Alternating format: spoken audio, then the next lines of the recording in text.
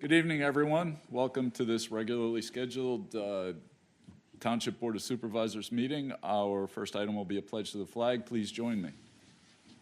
I pledge allegiance to the flag of the United States of America and to the republic for which it stands, one nation under God, indivisible, with liberty and justice for all.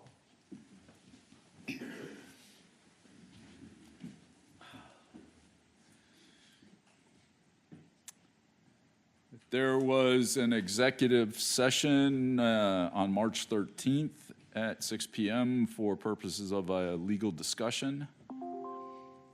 And now I would like to open up the floor to communication from citizens.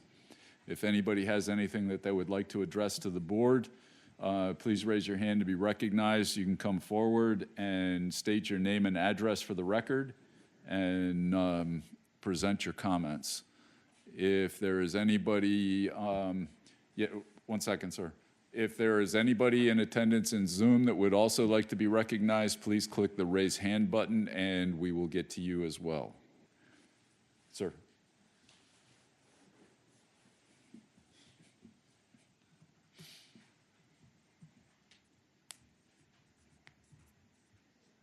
Hello, my name's Lenny Costa. I live at 124 Lady Morgan Drive.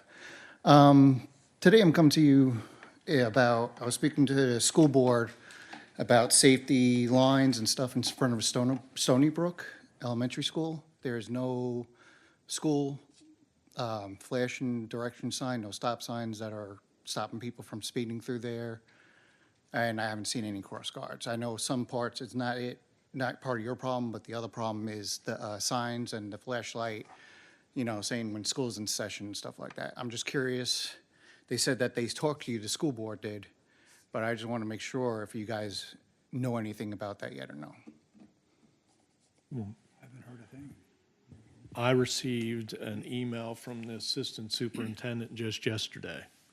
Was the first I've heard of it. So what I relayed to him was, even though the township owns and operates traffic control devices in school zones, the school district's responsible for all costs associated with installing those up front. So they asked me to get pricing for them to share with them what it'll cost to install them.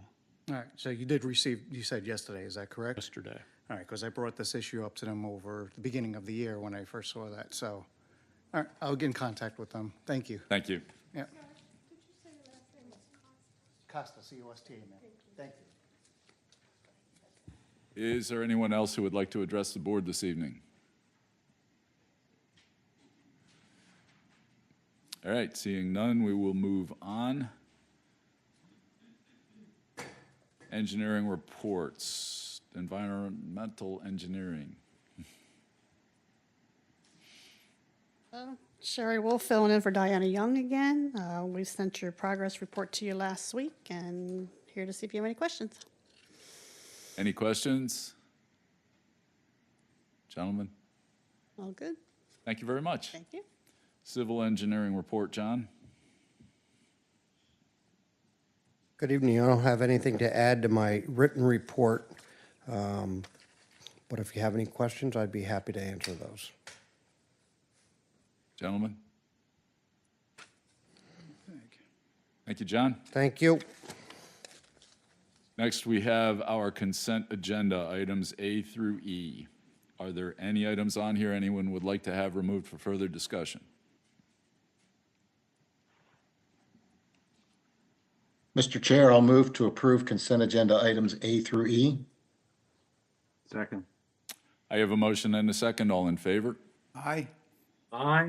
Aye. Aye. Next, we have bids, proposals, contracts, and agreements. Authorization of contract supplement from CDM Smith in the amount of $35,000 for development of comprehensive plan and updates to zoning and subdivision and land development ordinances project. Mark. Mr. Chairman, this is a result of extra effort that went in from the consultant's behalf for extra meetings they didn't have in their original scope. They attended, had to go back to the planning commission a second time. I asked the consultant midway through the stream to take a look at a special district or special overlay, if you will, for retirement, continuing care facilities. So there was extra work that they put in that wasn't part of their original scope. So I recommend approval. Questions for the manager? Do I hear a motion? Mr. Chairman, I would move for authorization of contract supplement from CDM Smith in the amount of $35,000 for the development of the comprehensive plan and updates to zoning and subdivision and land development ordinances project. Second from Charles.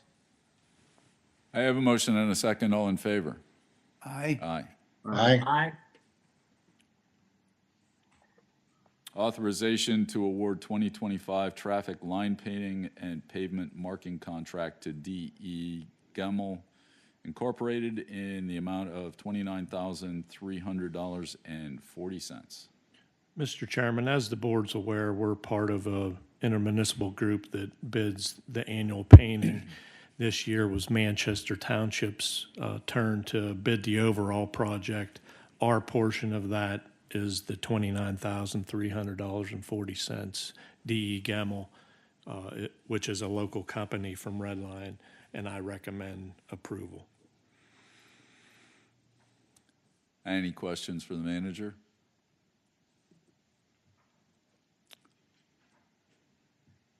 Do I hear a motion?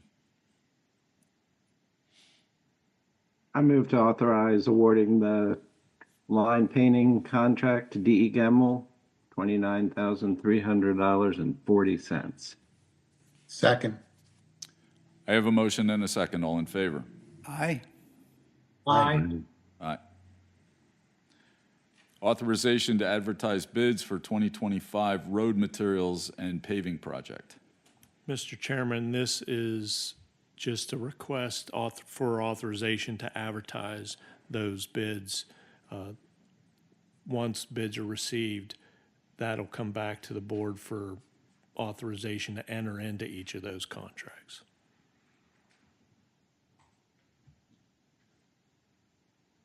So Mr. moved. Chair, Sorry. Mr. Chair, I'll move to authorize advertising the bids for the 2025 road materials and painting project. Second. Is there a discussion on this? I have a motion and a second. All in favor? Aye. Aye. Authorization for chairman and township manager to execute $229,544 grant from Commonwealth Financing Authority for Rockburn Park improvements. Mr. Chairman, we were awarded this grant, which was great news. The first step in this is for the chairman and the township manager to sign the documents. Which means I Grant. have to find that in my email then, right? I will alert you to where that email came. Mr. Chairman, I would move for authorization for the chairman and the township manager to execute a $229,544 grant from the Commonwealth Financing Authority for Rockburn Park improvements. Second. I have a motion and a second. All in favor? Aye. Aye. Aye. Next, we have communication from supervisors, and we have one item that I had asked to have put on here. So at this point, I'd like to have a discussion of the East Market Street widening related to the proposed Mount Zion Commons land development.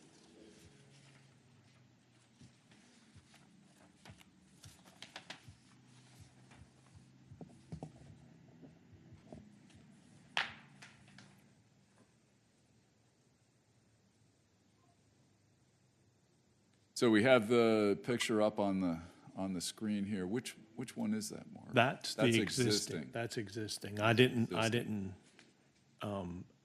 upload the proposed, just the existing. Okay, so just to kind of bring everybody up to speed, at the beginning of this project, we had asked to have Market Street fixed from Eisenhower Drive through to Mount Zion Road. PennDOT came back and also recommended that. The developer feels that that's an undue burden. If you take a look at that drawing, to the east of Eisenhower Drive, there's a small driveway at the first house adjacent to Eisenhower Drive, and you see that is bumped out further north than the rest of the section, all the way over to where the right-hand turn lane cuts off of that road to go to Mount Zion Road. So the request from PennDOT, originally requested by the Board of Supervisors, was to straighten that whole section out and make that match the original intent of the widening of that section of the road. The developer believes that is an extreme cost to their project and will damage their ability or prevent them from moving forward with the project. There has been a request that from them that they only put the curb line in from Mount Zion Road over to the extent of their development, which is the, I don't know if that's green or blue, kind of turquoise, to the west of Eisenhower Drive, immediately adjacent to the drive. They would back that up to the appropriate level, but not do any improvements to the roadway itself, which ultimately would include a center line change, relining of roads, and building out the macadam surface over to that curb line. So I asked this to be put on the agenda for, I know Stacy, you're here probably representing that project. If you have any comments, did I portray that accurately?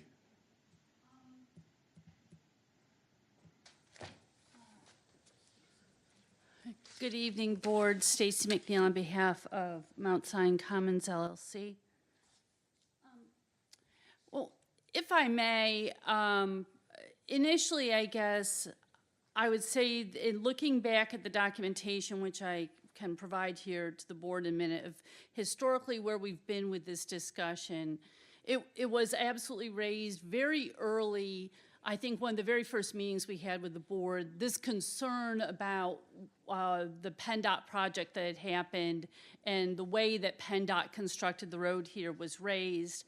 And my client said, you know, he'll look into it. If it's feasible, we'll do what we can. In the first scoping meeting with PennDOT, which was on July 5th, 2022, the statement made at that meeting was that the developer would do roadway improvements in there to correct this along his property frontage if feasible. And at that point, just kind of to put that in context, this project really was just in its infancy. I mean, this was only about 3 years ago. And really, there was no detailed review or examination and inspection of what needed to happen or what exactly the challenges might be with a project of that scale, which is why the discussion was basically we'll work with the township, we'll work with PennDOT, let us look at the project, and if it's feasible, what we can do along our property frontage, we will do that. Frankly, the issue wasn't raised again until really the conditional use hearing that we had a year ago. It wasn't raised in any of the PennDOT comments throughout the scoping process. And I think the documents here show that we had 4 or 5 submissions with them. Wasn't raised in any of the comments from PennDOT or staff throughout that process. But when it came up, obviously, again, we had the conditional use hearing last year. We really had the traffic consultant take a closer look at this. And my apologies, both, first of all, Mr. McKenna is out of town this evening, as well as Mr. Mounts, our traffic consultant, was otherwise committed when this meeting was scheduled. But what we found is that as you look at that drawing, and there's a couple of notes on there. First of all, as you head east to kind of that driveway Chairman Swomley was mentioning, that's about 277 feet from the edge of this project site to where this jog in the road begins. And frankly, the road realigns for over 8 feet in distance between where it starts the realignment and where the boundary of this property starts. Then there's some further realignment that occurs along the property line. But so what we've discovered is that this transition that PennDOT made in the roadway makes a significant transition, really almost a lane's width, before it ever gets to this development site. So our traffic consultant has advised that he does not believe that we can fix this with just this development site, with just this property. So that obviously leads to a number of concerns. Timing is a big one. Mr. McKenna's been busy this past year lining up investors to keep the project moving forward, and has also been executing commercial leases. He has several commercial leases for the property, including for our main tenant on the property, with deliverable dates at this point. And so we have significant concerns that this particular project, because the scope and scale of this is so much greater than what I think anyone anticipated when it was first discussed, that this would slow down the project to the point where we would start losing some of our tenants. Second consideration is it absolutely does require additional right-of-way and approvals from other property owners. And as you are aware, the condition on the conditional use approval and the comments that we have received have all indicated that the developer should look at doing work along their property frontage, because I think there was an assumption that this could be corrected with just the frontage of this property. And what we're seeing is that, no, this shift in the road actually starts a good distance to the east of this property and makes a fairly significant shift before it arrives at this property. And then, of course, we are concerned about the mounting extraordinary costs with this project. As you know, we are looking at in excess of $1 million to correct the Columbia Gas issue.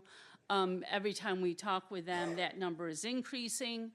And we also are putting in almost $1 million of improvements to correct the alignment issue that also exists over on Mount Zion Road. So what the developer has suggested at this point is, look, number one, first thing that he absolutely is willing to do, and it makes a lot of sense right now, is to dedicate the additional right-of-way along the frontage of this site, along East Market Street, to make it so that this project isn't hindered in the future by development that's going in now. That is going to require some redesign of this project so that that has that right-of-way that's been pushed to the north on the site. He's also looking at talking to and seeing whether there's any work that he can do along his property that would be acceptable to PennDOT. So again, initially, the traffic consultant, our traffic consultant, is saying to kind of follow the ideal PennDOT standards, which they didn't follow, but if we were to follow that now, we would start this work back, beyond the Springetts Apartments entrance. There might be some in-between ground, but we don't know that yet. So there is a meeting tomorrow at 11 with PennDOT. Township staff has been invited to that. Our traffic consultant will be attending. And I believe the primary purpose of that is to look at whether there are interim measures that could be taken that would help get a step further towards, what the ultimate project would be in the future. So I guess, first of all, we'd ask the board not to necessarily make any decisions tonight, because I think it's important to hear for the technical consultants at PennDOT and our traffic engineer and your engineer to meet and talk about and look at the detailed designs and see whether there is some kind of a compromise solution here that's going to be safe and is going to be acceptable to PennDOT, because ultimately, right, that's the final measure, is if we do some sort of widening along the frontage of this development site, which, to clarify, Mr. McKenna has indicated he would be willing to do that. So he'd be willing to put in the curb line, at the future curb line, to do paving. We don't know what that looks like. Does that mean that then there's just like striping in there where you don't have travel lanes in the interim? Where, we don't have that design or information at this point. He would be willing to do that. We just don't know that something like that's going to be acceptable to PennDOT, because it creates other geometrical issues in the roadway when you do that, because of the fact that the shifting starts before you get to that property line. So here, I have a little bit of information.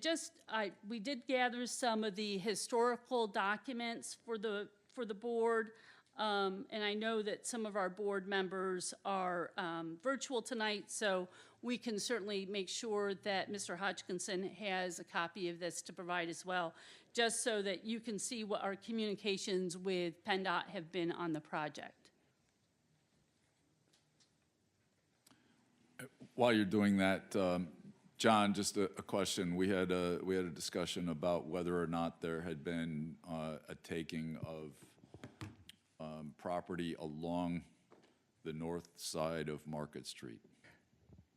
Did you find anything? I did. I actually found a document today. I didn't get a chance to pull the deeds. I found it just today. I sent it to the manager. It's a worksheet for all the properties going all the way down to Locust Grove Road.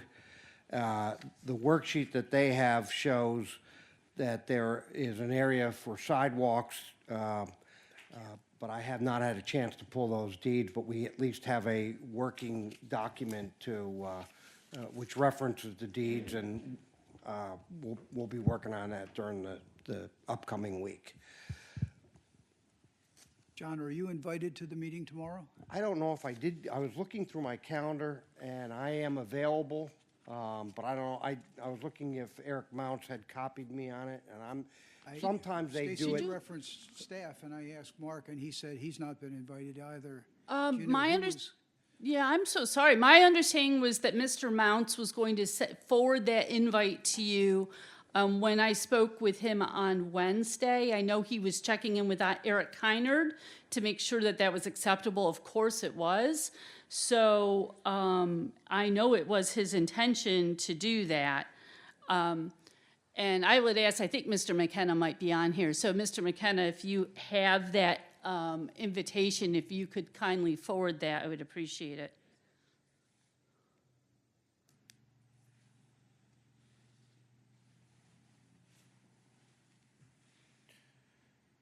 Do you know what time it is? It's 11. At District 8, or is it virtual? Do you I'm know? assuming virtual, but I haven't actually, I haven't seen the invite because attorneys are verboten. That most of the PennDOT meetings have been virtual the last two and a half years. McKenna appears to have his hand raised, and if we're interested.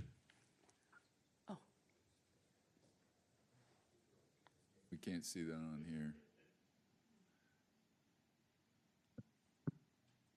Oh, there we go. That one. Oh, that's a big pointer. Yes. He's muted. He's unmuted. Good evening. Can you hear me? We can hear you. We can. Wonderful. Good evening, Mr. Chairman, members of the board. To respond to the question on the issue of the existing right-of-way, I've looked at those plans.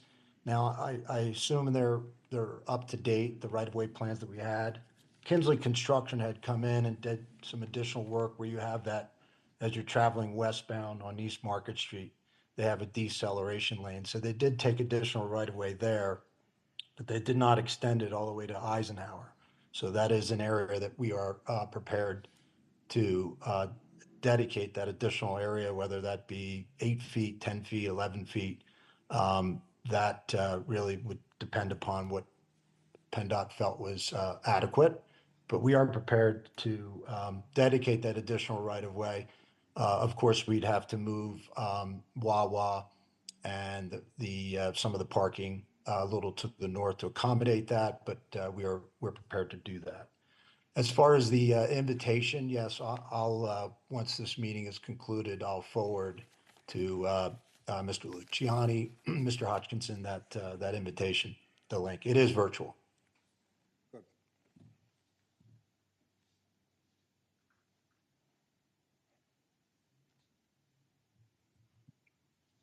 So are we looking to have the board have any discussion on this tonight, or would you prefer that we wait until after the results of this meeting and then have this at the next meeting?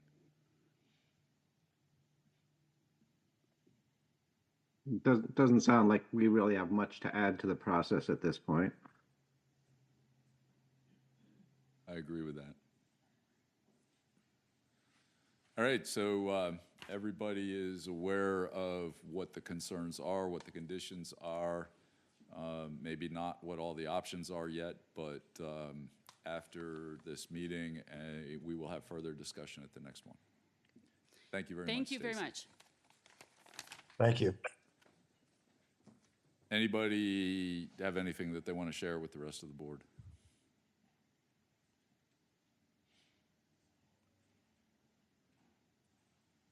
No communications.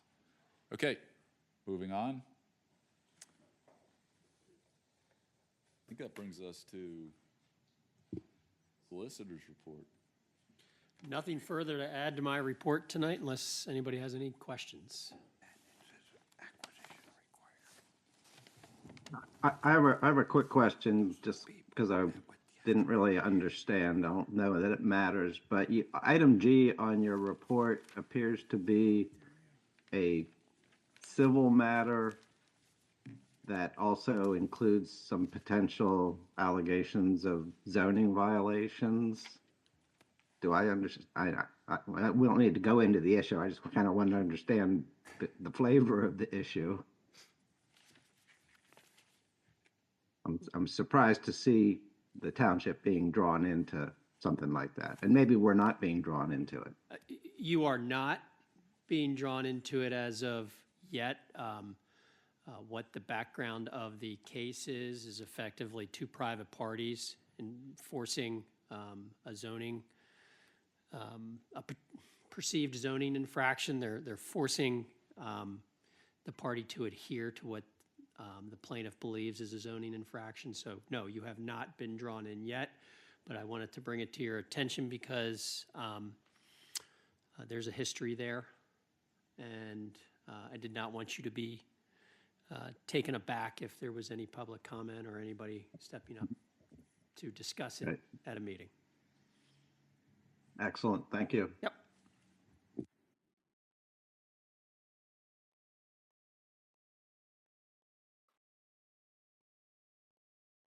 Anything else for the solicitor?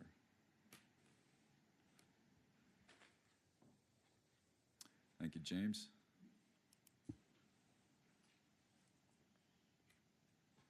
Mark, manager's report.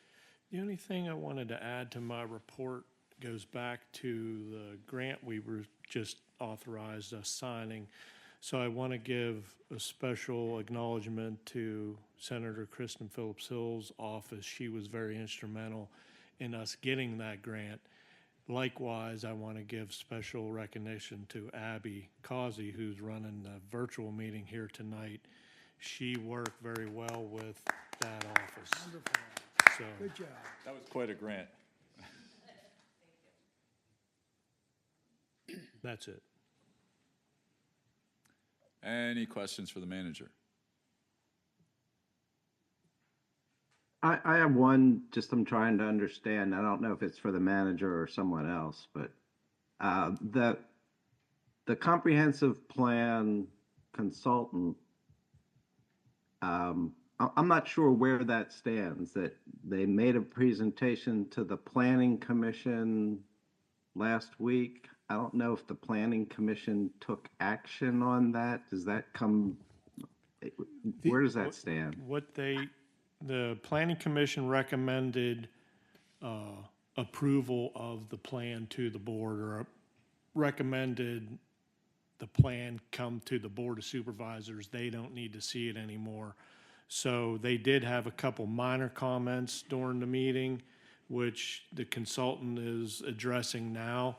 And then the next step is for us to select a public hearing date, Board of Supervisors public hearing date, and then it'll be advertised 45 days before that hearing. So shortly, you're going to receive an email from me trying to get some dates of when that public hearing suits the board members. Right, thank you. George, that would be I do sometime in want- 2026, right?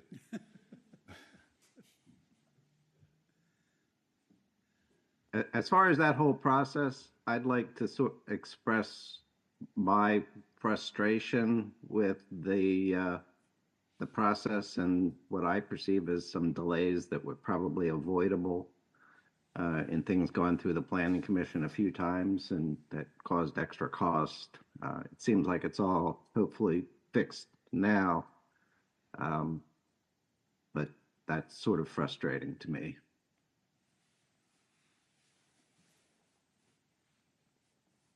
Any other comments? I have another question for the manager if we're off of that one. Go ahead, Charles. All right. Mark, I just noticed, and maybe this is a Jamie question, but it looks like the mercantile tax for February compared to last year was down pretty sizably for Central. Any reason for that delta? I don't have a reason for that now, but I can get that information and share it with the board. I know there was one more shopping day in 2024 February than this year, but still, it looked like it was about $100,000 difference in a month. Maybe not quite. I'll get some answers and send it to the board. Yeah, I was just curious if there's something weird going on Merc-wise.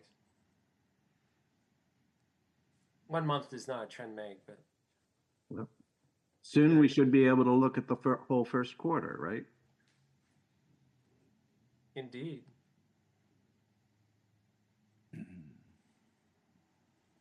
Anything I else? bet you the winter had an impact. All right, then we'll move on to ordinances and resolutions. We have resolution number 2025-36, modifying intergovernmental cooperation agreement by adjusting criteria applicable to members of the county board under the York County Ordinance 2024-4. Mr. Chairman, in 2024, the county updated their ordinance regarding the UCC Appeals Board. And there was two basic changes that they did. They made the requirements to sit on the board mirror the state code. And second, they allowed for virtual attendance of the meeting. So Solicitor Sanders reviewed the proposed resolution and had no issue with it.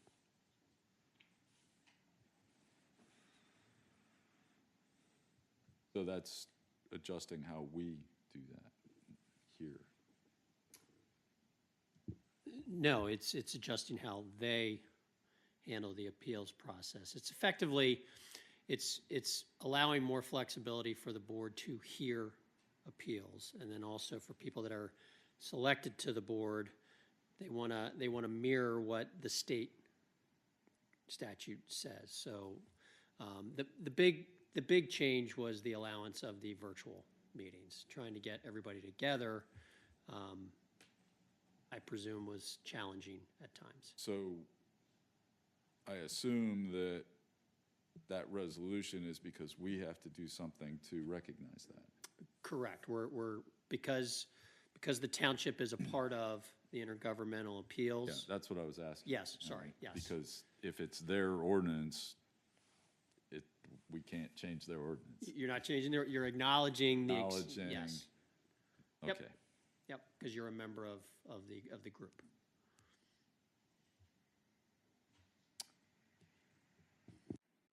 Gentlemen,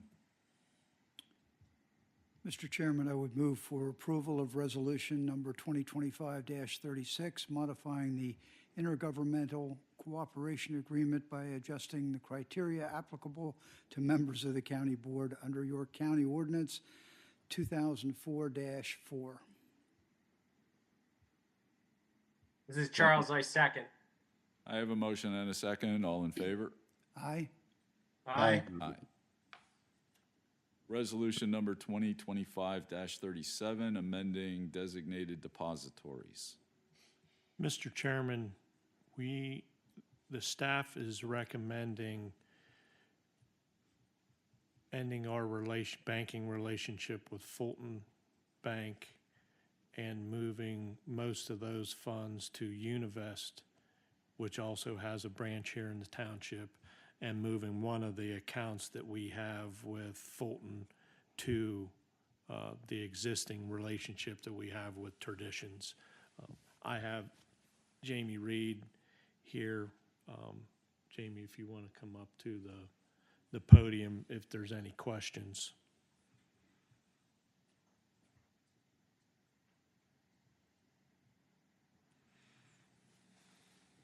Do you have any prepared comments? Explain. No, I mean, we looked extensively at, Univest. One of the other townships in York County, they use Univest, and they had recommended them because they have really good rates on their deposits. We were also looking at Fulton. They decreased their rates pretty significantly here, and then also our fees were increasing. So we're looking to save probably between $15,000 and $25,000 just by moving some of our money to Traditions and then to Univest. Questions for our finance director? Anyone? Sounds like a good idea to me. Do I hear a motion? Mr. Chair, I move to adopt resolution 2025-37 as presented. Second. I have a motion and a second. All in favor? Aye. Aye.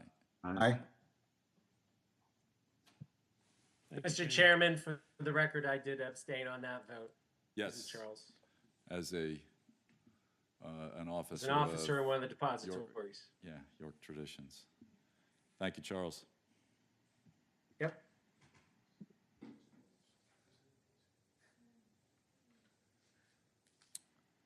Old business. Is there anything on here that bears further discussion at this point?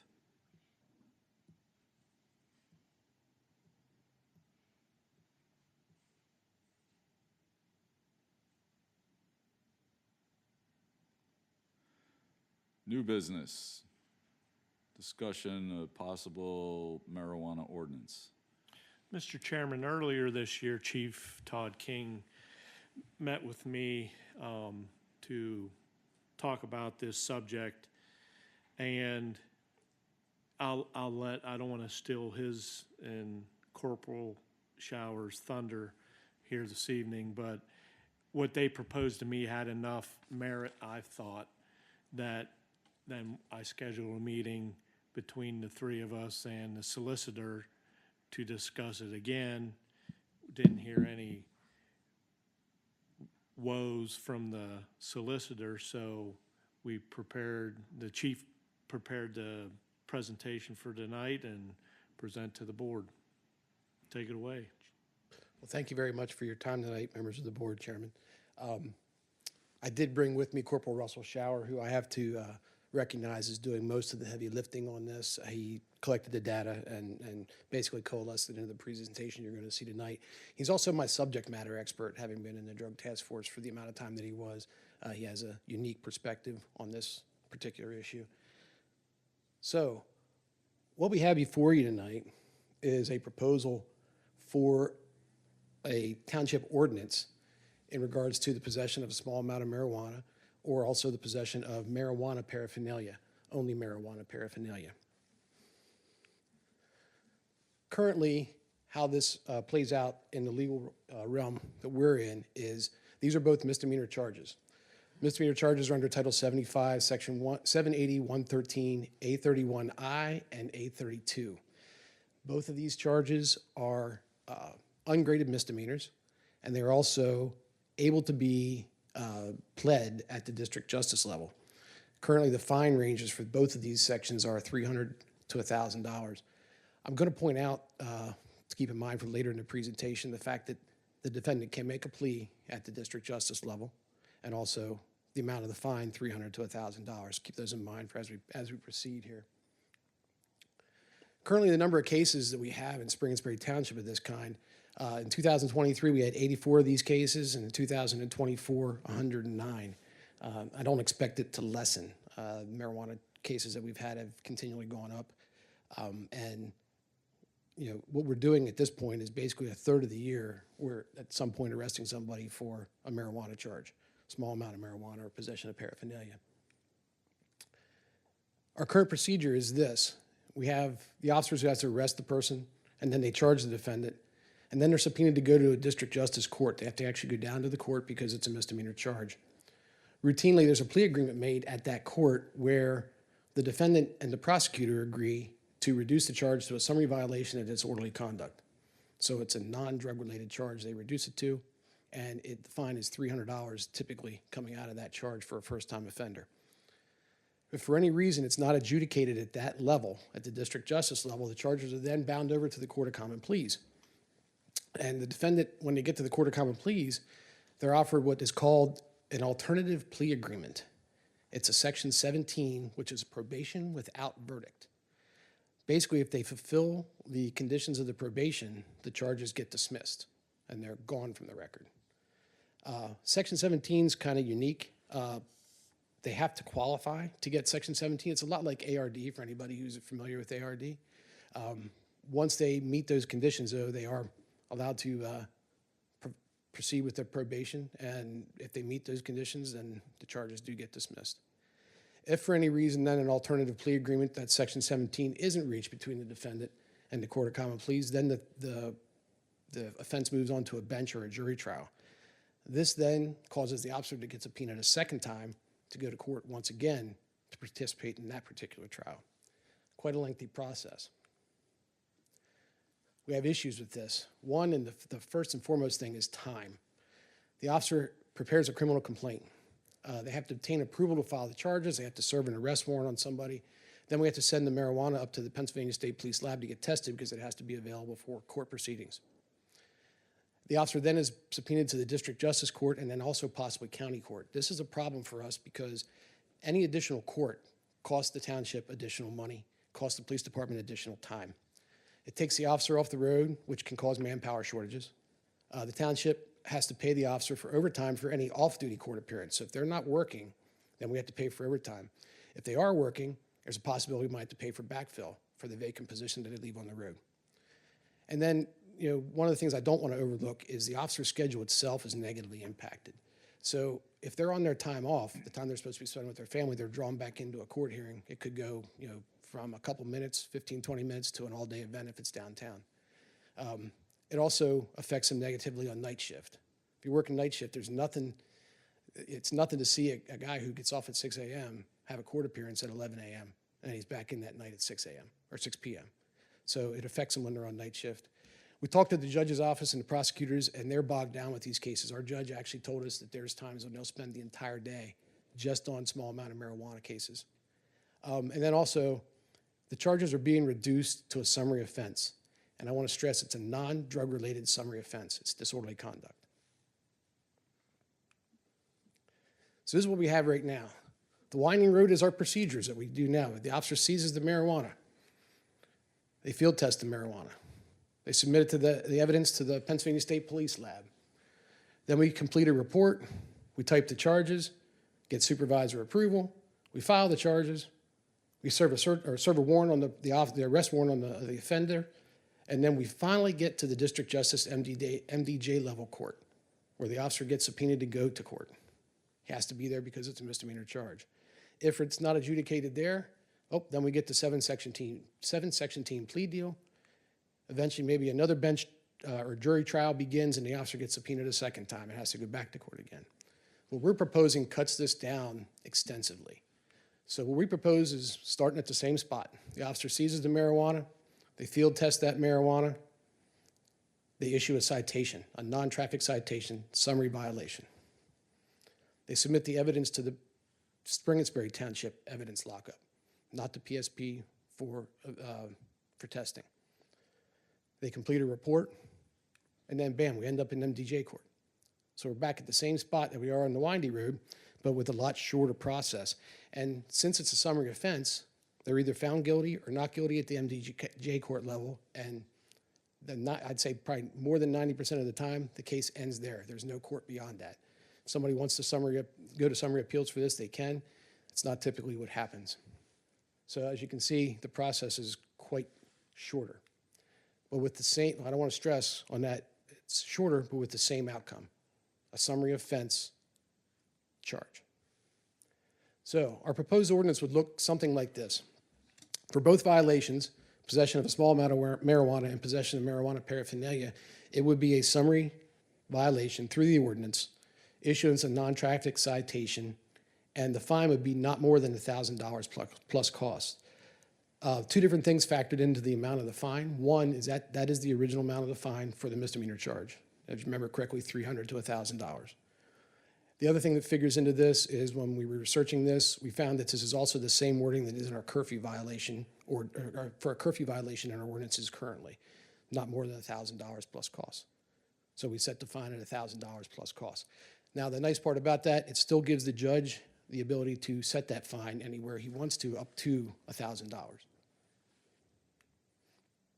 Currently, the way the fines are broken down, in our current situation, the fines are split between the state and the township, and typically the fine amounts are about $300 to $1,000. With the ordinance, all the fine money goes to the township, and the suggested fine of not more than $1,000 plus cost, again, allowing the judge to set that amount when the actual plea to the case occurs. This is not unprecedented in York County. There are two agencies in York County that currently have ordinances that address marijuana. One is York City. It's Article 718, marijuana possession and possession of marijuana paraphernalia. They have a little bit different penalty set up. Its first offense is $100, second offense $250, third offense $500. Wasn't really thrilled with that. I don't like the extra work that goes into going through trying to figure out which penalty phase we're on. And they have the York County Parks and Rec also have the same type of ordinance. It's Article 2, Section 75-21, alcoholic beverages and drugs. They do have a sliding fine, $75 to $800, which work basically the same way our fine would work. So it's not unprecedented in York County. I think the benefits in this, more than anything, is a simplified process. We're talking about a citation issued to the defendant on the scene and possibly no court appearances by the officer, saving time, money, and just efficiency all the way around. The fine money goes directly to the township. And again, the efficiencies in time and money savings, not only in the process, I mean, the process, obviously, as you saw, it's all but cut in half. The court, we don't have to send additional people to court, paying the overtime for court, and then also the overtime and how it affects the officers. The drugs, in this type of situation, the drugs are not required to be tested in the majority of the cases. The only way we'd have to test anything is if we had somebody that actually took this to summary appeals. They would stay in the Springettsbury Township lockup, which leads to the next point, is the evidence storage and then the destruction of that evidence. Typically now, evidence stays because of a misdemeanor charge in our lockup for anywhere for a year to 2 years. In this particular instance, this case would more than likely be settled within 6 months.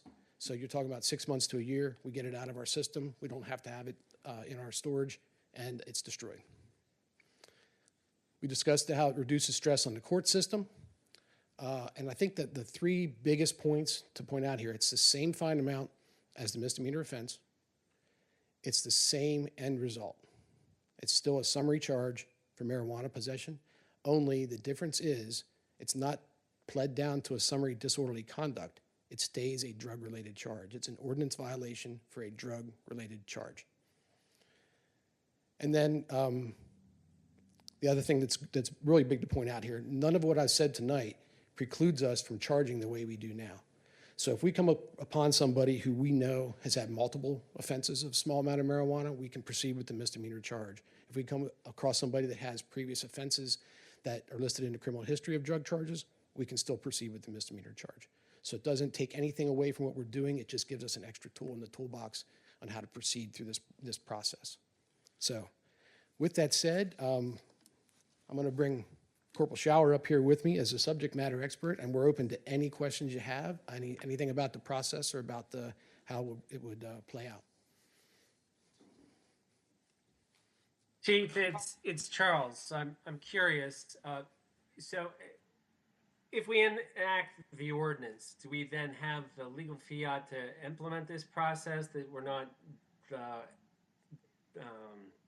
lack of a better term, denying the charged any due process rights or anything like that? This streamlined process still falls within normal legal jurisprudence? Yes, it falls within all legal guidelines. There's nothing that is outside of the rules of criminal procedure. And did you start at the beginning and say what kind of like define what a small quantity of marijuana is, or kind of like the paraphernalia to the extent? I will turn that over to Corporal Shower. He answers that question better than I do. It's already defined through Title 35. It's already Pennsylvania law, that definition, so we would just mirror that law. That's 30 grams of less of marijuana or 8 grams less of hashish. And marijuana paraphernalia is just that, only paraphernalia used to ingest or package or store marijuana. Chief, can you explain, or Russ, my question when we met, that if you arrest somebody on something more serious, this wouldn't apply? We wouldn't go the ordinance route. Yeah, we actually had drafted that up in our mock ordinance, so to speak. So if we were to get somebody with retail theft, a gun charge, et cetera, the ordinance would not apply. It would be the misdemeanor charge. As well as a juvenile, we do have alternative programs for juveniles. The ordinance would not apply to juveniles because that program is already established. So this would only be for adults, 18 and older, and again, a standalone charge, not charged with something else.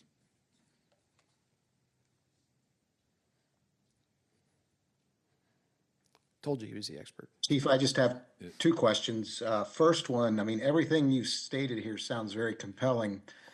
As you thought this through, is there any reason why we would not do this? I mean, is there any downside to it?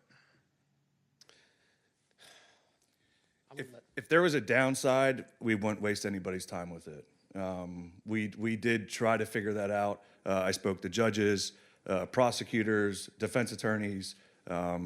We tried to go down every rabbit hole to figure out if there was a problem. We didn't even want it to be brought to your attention. We couldn't find one, and I believe the solicitor looked and couldn't find one as well. Great.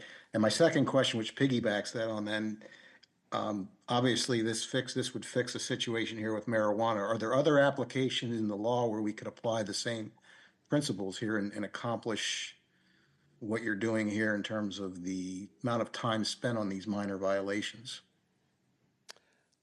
I would say that would be worth the research. I don't have anything right now off the top of my head that I could think of that it would, but it would not keep us from doing this in the future, no.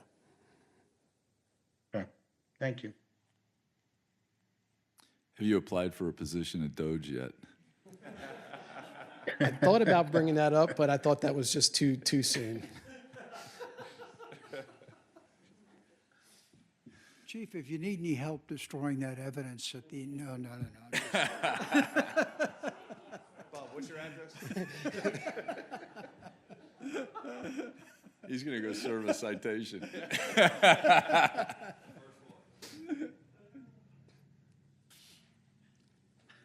No, it sounds like a great idea, and So- you've done a lot of work with it. So we're looking for Basically, permission to proceed with permission to proceed developing with an the ordinance. process, and you would have the ordinance presented so that we could go through that whole process. Yes. Do they want a motion from us, or just, is this a head nod time here? I mean, you can certainly take a motion and approve our office if you'd like. I mean, or if you want I to. mean, are we ready to approve advertising an ordinance? We haven't seen it yet. No. This would be, This is just just to go ahead with just the sending us out process. to draft an ordinance for your review and discussion, and we would work, obviously, with Chief and his team to put that together. Yeah, we're not there yet. Mr. Chairman, I'd be happy to move for approval of moving forward with a marijuana ordinance for the board to review and approve at a later date. Do I have a second?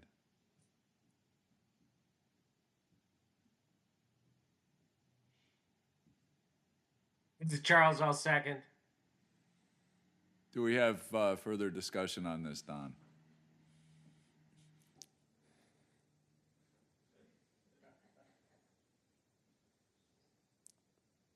No? George, any thoughts? Sounds good. All right, so I have a motion and a second. All in favor? Aye. Aye. Aye. Aye. Opposed?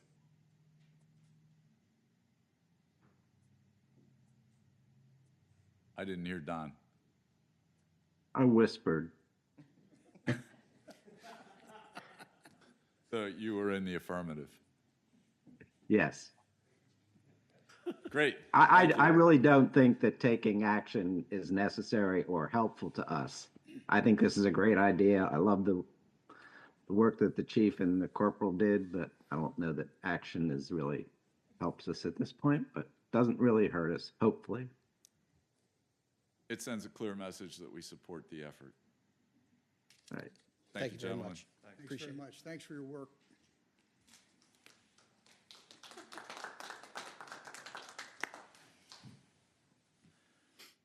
I believe that brings us to the end of our agenda this evening. Meeting adjourned. Thank you, everyone.